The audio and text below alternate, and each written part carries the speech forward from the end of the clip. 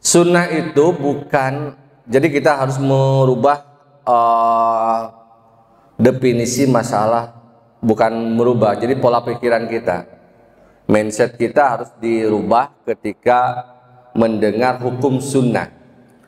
Jadi sunnah itu bukan ketika dilakukan mendapatkan pahala, ketika ditinggalkan tidak apa-apa.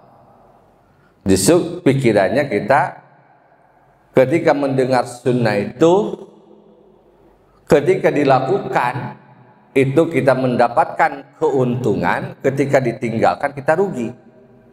Ya jelas rugi karena tidak mendapatkan keuntungan. Itu kan, itu harus dirubah pikirannya seperti itu.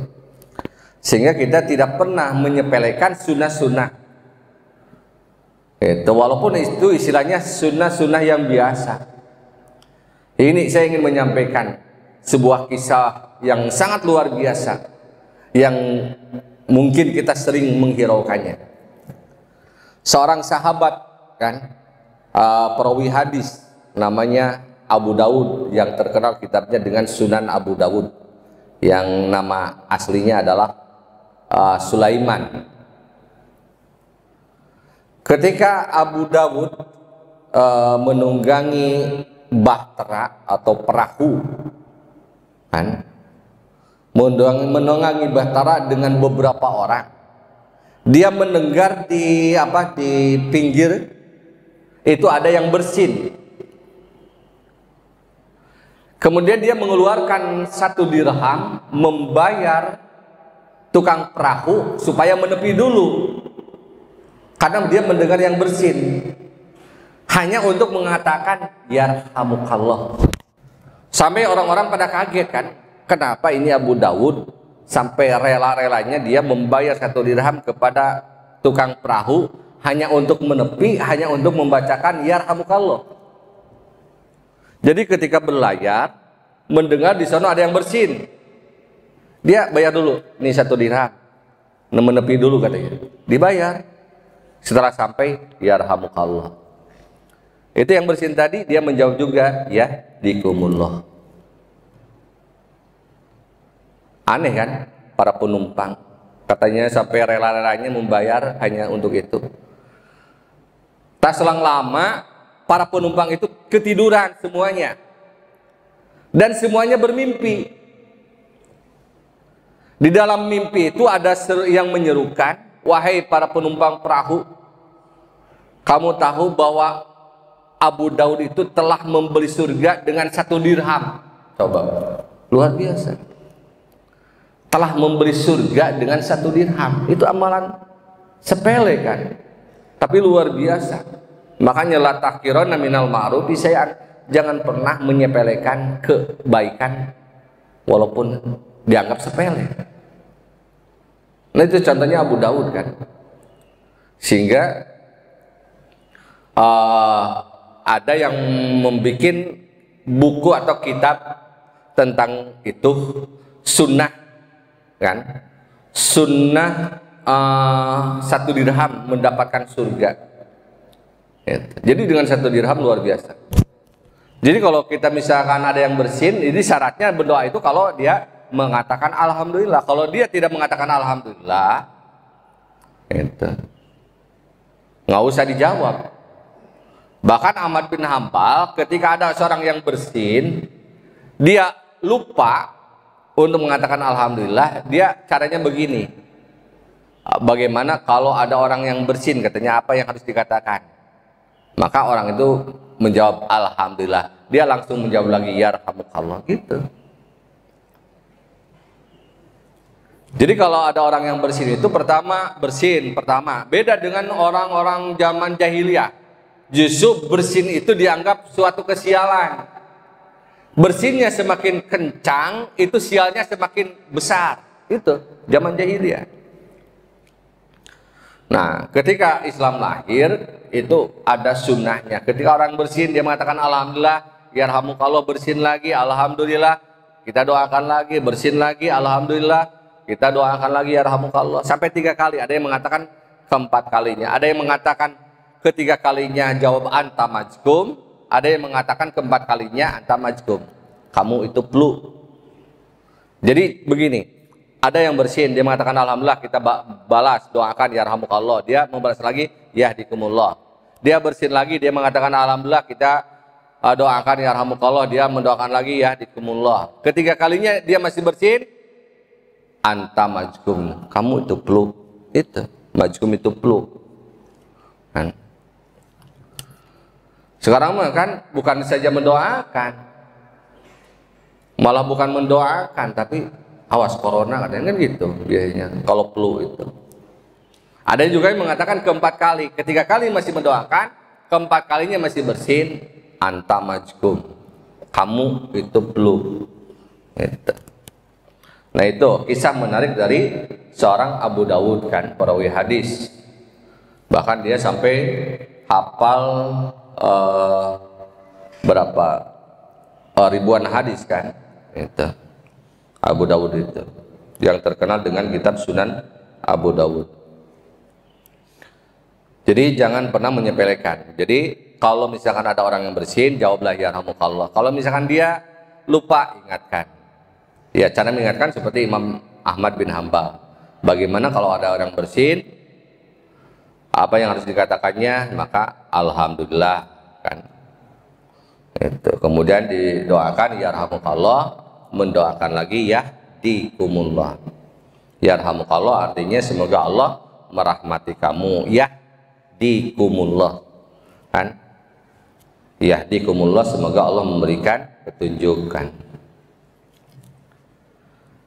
Nah, kemudian sunnah selanjutnya istibabul qudum ala ahlihi naharan wa karahatu bilaili ghairi hajat. Nah, sunnahnya bagaimana supaya kita dari safar sunnahnya pulang itu harus pagi, sore atau malam. Nah, ini disunahkan datang kepada keluarga itu di siang hari. Dan hukumnya makruh kita pulang dari safar dalam keadaan malam hari. Jadi kalau misalkan pulang dari safar itu makruh hukumnya kalau kita sampai ke rumah itu malam hari.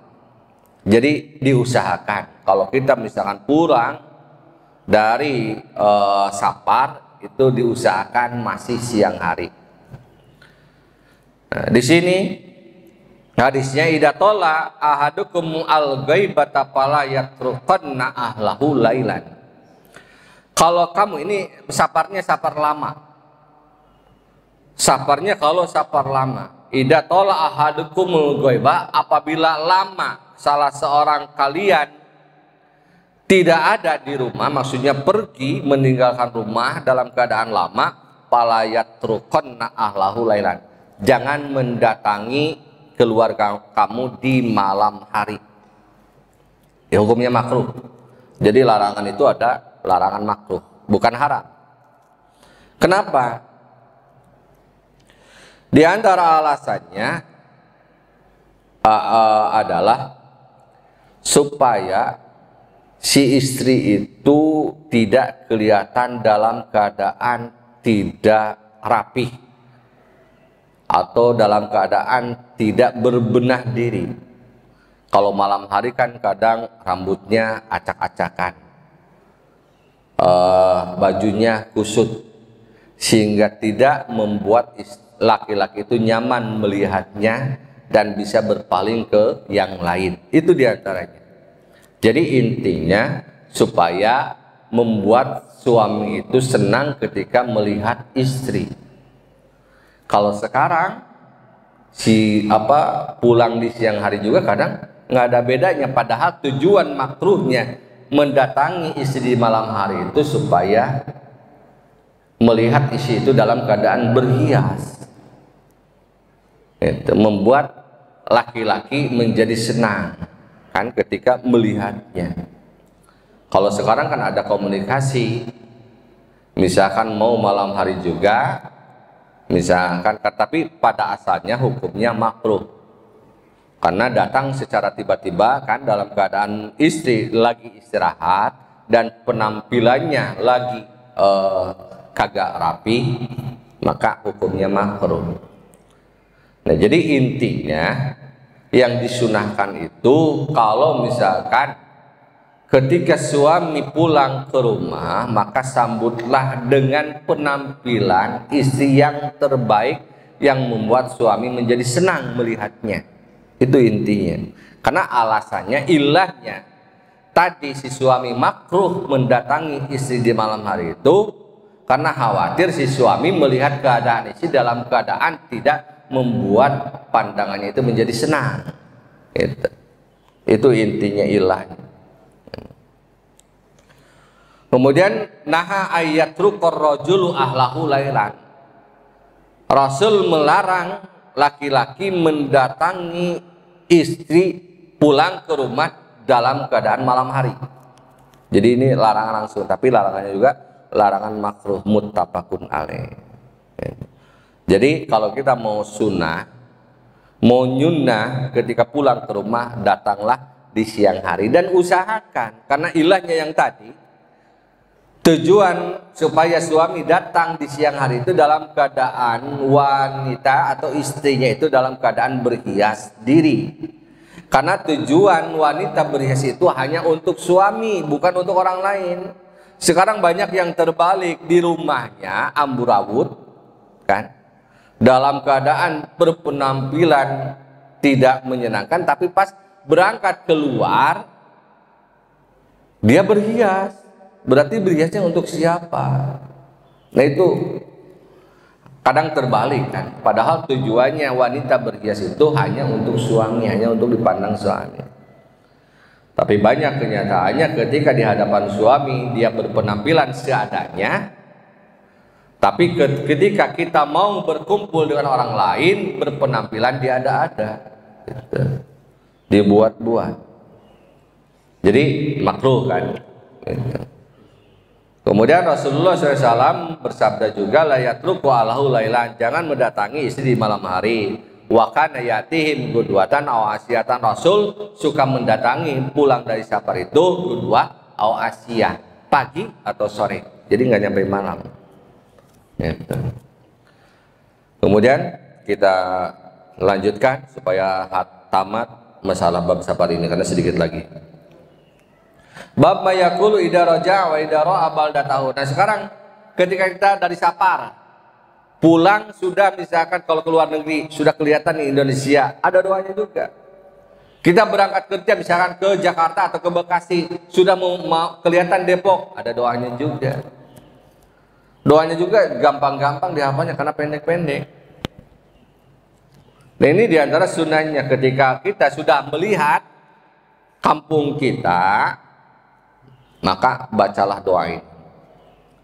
Diterima dari Anas radhiyallahu anhu, akhbar nama Nabi sallallahu alaihi wasallam hatta idakun nabi dhahril Madinah qalla ayyibun taibun abidun li rabbina hamidun. Segitu pendek. Ketika Rasul sudah melihat kota Madinah, dia berdoa begini, ayyibuna taibuna abiduna li rabbina hamidun. Ayyibuna taibuna abiduna li rabbina hamidun. Ayibun, aku kembali. Taibun, kembali juga. Kalau ayibun, kembali secara fisik. Alhamdulillah, fisik kita selamat dari safar. Taibun, kita kembali secara batin. Yang mungkin tadi ketika di perjalanan kita banyak pandangan-pandangan yang mengandung maksiat, banyak lurak-lirik sini yang mengandung maksiat, kita bertobat ketika pulang. Abidun, kita juga beribadah di Rabbina, akan menyempurnakan lagi ibadah, karena mungkin nanti tadi seperti perjalanan kita sholat dalam keadaan misalkan dikosor, kita akan menyempurnakan lagi ibadah kepada Allah kan. Itu hamidun, kita memuji kepada Allah. Alhamdulillah Allah telah memberikan keselamatan diri kita sehingga sampai dengan selamat di rumah, kemudian alhamdulillah juga melihat keluarga kita dalam keadaan selamat dan sehat. Itu ayyibuna taibuna abiduna li rabbina hamidun. Bapak pulang misalkan berangkat ke Jakarta, pulang sudah melihat misalkan Depok sekitar UI kan, UI ya perbatasannya. Kalau misalkan dari daerah Jakarta, kalau dari arah Bekasi Pasar Rebo. Nah, bacalah ayyibuna taibuna abiduna li rabbina hamidun. Atau misalkan keluar daerah, keluar negeri, ketika melihat Indonesia bacalah doa ini. Gitu. Keluar provinsi, ketika melihat provinsi Jawa Barat bacalah doa ini. Aibuna taibuna li rabb abiduna li rabbina hamidun. Ini pendek-pendek sekali, sangat mudah kita menghafalnya asal ada kemauannya. Aibun taibuna abiduna li rabbina hamidun. Gitu. Nah, falam yajal yaqulu dalika hatta qadimnal Madinah. Nah, Rasul senantiasa membaca doa itu sehingga dia sampai ke Madinah. Ketika melihat misalkan kota Depok, sudah melihat, bacalah doa ini sampai kita sudah memasuki kota Depoknya. Kemudian istibabu ibtida'il qadim bil masjid alladzi fi jawarihi wa salatuhu bi rakaatain. Disunahkan juga kita ketika pulang dari safar itu sholat 2 rakaat di masjid. Jadi kalau pulang dari safar itu masuk dulu ke masjid, itu kebiasaan Rasul. Sunnah Rasulullah SAW. Kita pulang misalkan ke Jawa, nah sampai misalkan ke Depok, mampir dulu ke masjid, laksanakan 2 rakaat. Salatnya salat apa? Niatnya niat apa? Niat tahiyatul masjid. Jadi itu sunnah Rasulullah SAW. Ketika pulang dari pepergian, dia yang pertama datang itu bukan ke rumahnya, tapi masuk dulu masjid, laksanakan 2 rakaat ini. Itu sunnah, baru ke rumah. Itu minimal. Wa shallatuhu bihi raka'atain atau wa aqalluhu raka'atan. Minimalnya 2 rakaat. Berarti misalkan lebih juga boleh. Itu. Kemudian anak Rasulullah SAW kana idza qadima min safarin bada bil masjid faraqah bihi raka'atain. Apabila Rasul datang dari perjalanan, dia memulai di masjid, kemudian berruku 2 rakaat, maksudnya sholat 2 rakaat. Nah, itu sunnahnya. Ini mungkin banyak orang yang memang belum mengerti tentang sunnah ini kan. Ya mudah-mudahan kita setelah tahu kita bisa mengamalkan. Kita pulang dari mana nih safar, masuk dulu masjid, sholat dulu tahiyatul masjid gitu. Atau misalkan dengan niat melaksanakan sunnah Rasulullah SAW, karena diantara sunnah pulang dari safar itu melaksanakan 2 rakaat sunat, masuk dulu ke masjid. Nah, kemudian bab terakhir sekarang dari masalah safar. Babu tahrimis safarul mar'ati wahdah. Bab hukumnya haram perjalanannya seorang wanita dalam keadaan sendiri. Ini haram. Ini judul sekaligus sebagai kesimpulan. Kalau ada seorang wanita sendiri melaksanakan safar, itu hukumnya haram kan? Jadi kagak boleh. Dalam hadis yang diterima oleh Abu Hurairah radhiyallahu anhu, beliau berkata bahwasanya Rasulullah SAW bersabda, wala yahillu li imra'atin. Tidak halal bagi seorang wanita, kalau tidak halal berarti haram. Tidak halal bagi seorang wanita yang beriman kepada Allah dan hari akhir tusafiru masirata yaumin walailatin. Dia melaksanakan perjalanan selama jarak tempuh sehari semalam. Jadi haram hukumnya melaksanakan perjalanan jarak tempuh sehari semalam kecuali bersama mahram. Bersama mahramnya. Sehari semalam itu sekitar di atas 80 kilo tadi. Kecuali kalau bersama mahram. Mahram apa muhrim? Yang tepat itu mahram atau muhrim? Mahram. Kalau muhrim orang yang haji dan umroh. Itu ihram, orang yang ihram. Kalau muhrim. Kalau mahram orang yang haram. Bedanya mahram dengan muhrim, kalau mahram orang yang haram ditikah, kalau muhrim orang yang sedang ihram. Jadi kita jangan mengatakan harus bersama muhrim, bukan muhrim. Muhrim itu orang yang ihram. Kalau orang yang haram ditikah itu namanya mahram. Mahram itu ada 3 jalur. Pertama jalur nasab, yang kedua jalur musyaharah perkawinan, yang ketiga jalur rodoah susuan. Kalau jalur nasab jelas ke atas, ke bawah. Misalkan ke atas kakek, aki, nini, bau, jangka waring, pangisiwur, udeg-udeg ke sonanya. Kalau bahasa Sunda. Kalau ke bawah cucu kan, bawahnya terus. Itu nggak boleh ditikah. Kemudian saudara kandung, anak-anak saudara kandung semacam keponakan. Kalau anak paman itu bukan mahram. Jadi boleh kita menikah dengan anak paman. Karena itu termasuk ghair mahram, ajnabi. Kan? Jadi kalau nasab itu ke atas, ke bawah, kemudian saudara kandung, anak saudara kandung. Kalau dari musyaharah, hubungan perkawinan, mertua, ibunya mertua, kalau kita sebagai laki-laki, ke atas juga ke bawah. Kemudian mertua itu termasuk mahram abadi. Walaupun misalkan sudah cerai dengan anaknya, tetap dia sebagai mahram, haram ditikah. Jadi kalau misalkan ada cerita seseorang menikah dengan seorang perempuan itu meninggal, kemudian menikah dengan mertuanya, itu nggak boleh, haram. Yang boleh turun ranjang atau naik ranjang itu dengan kakak ipar atau adik ipar, karena itu namanya